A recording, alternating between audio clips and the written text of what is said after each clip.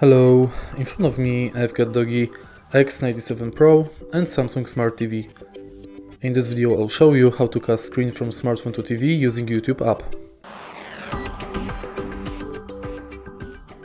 In the beginning, make sure that both devices are connected to same Wi-Fi and then enter YouTube. Press the screencast button located on the top of the screen, select your TV, and now when both devices are connected, you can play any music or video you want on your smartphone,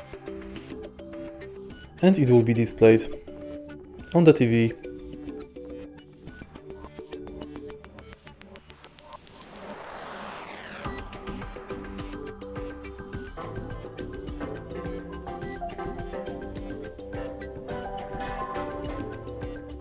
If you want to stop the connection, again press this button and select disconnect.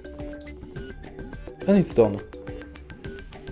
If you find this video helpful, please leave like, comment and subscribe.